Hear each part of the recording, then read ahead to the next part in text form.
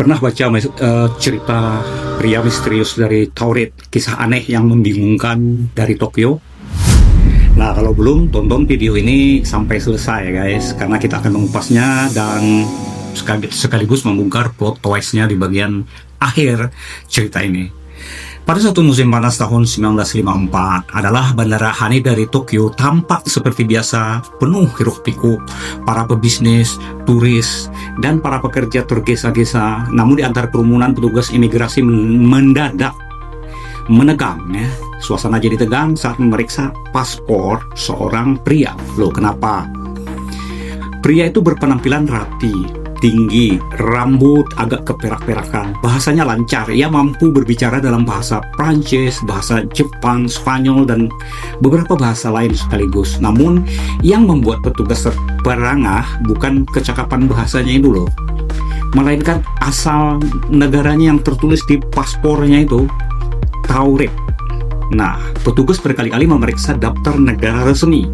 Mereka bahkan memanggil supervisor, tetapi hasilnya sama. Tidak ada negara yang bernama Tauret. Ketika ditanya, pria itu tampak kebingungan dan dengan percaya diri ia menjelaskan bahwa Tauret sudah berdiri sejak lebih dari 1000 tahun lalu, terletak di antara Prancis dan Spanyol.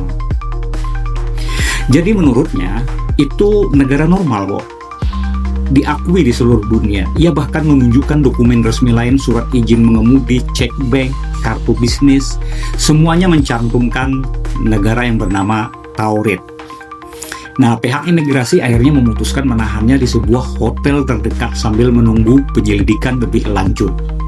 Jadi kamarnya itu dijaga ketat sekali, dan dengan 2 petugas di luar pintu sepanjang malam. Namun pada keesokan paginya, pria itu lenyap tanpa jejak.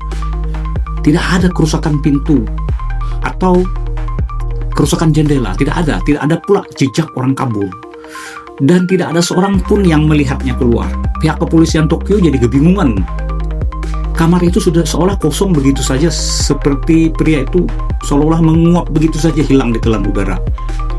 Rumor pun merempak cepat. Ada yang menduga ia agen rahasia dari masa depan. Ada yang percaya ia pelancong lintas dimensi ruang waktu. Konspirasi pun bermunculan. Ada yang menyebutkan bahwa Tauret adalah dunia paralel yang secara tidak sengaja bocor gitu ke dunia kita yang nyata ini. Nah, selama bertahun-tahun, kisah pria yang berasal dari Tauret itu menjadi cerita misteri paling legendaris. Diceritakan ulang di forum misteri, dijadikan topik di acara TV, hingga diangkat ke buku-buku fantasi.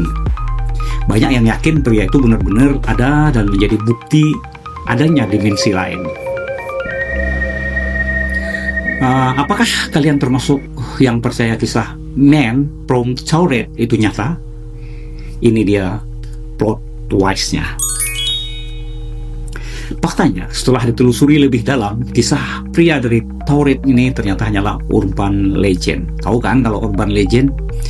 Cerita ini pertama kali muncul dalam buku berjudul The Directory of Possibilities tahun 1981 yang memuat kisah aneh dan kemudian kemungkinan parallel universe, dunia paralel, di mana itu tidak tunggal seperti yang dapat kita lihat, bahwa dunia ini tidak singular tapi jamak adanya.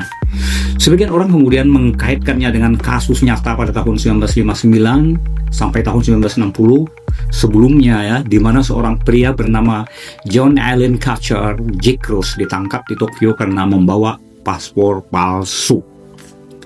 Dalam catatan pengadilan Jepang, Jack Ross mengaku sebagai agen rahasia dan menggunakan identitas fiktif. Namun pada kenyataannya tidak. Ia tidak pernah menghilang misterius, dia juga bukan agen rahasia. Jadinya si Jack Ross ini diadili di penjara setahun, lalu dideportasi ke negara asalnya. Jadi yang jelas, tidak ada negara yang bernama Tauret.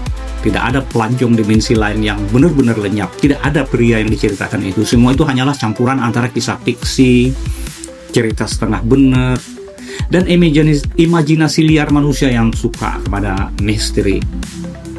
Tapi akhirnya, kisah Man from Tauret tetap hidup di internet dan buku-buku misteri. beredar ya, karena laris ya.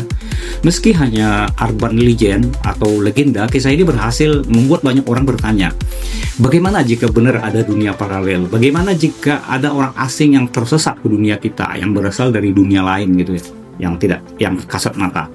Dan disitulah kekuatan cerita ini, bukan pada kebenarannya, tapi pada daya pikatnya yang memaksa kita untuk merenung, berimajinasi, dan kadang-kadang takut pada kemungkinan yang tidak bisa kita jelaskan. Nah, kalau kalian punya pendapat, silahkan komen di bawah video ini ya guys.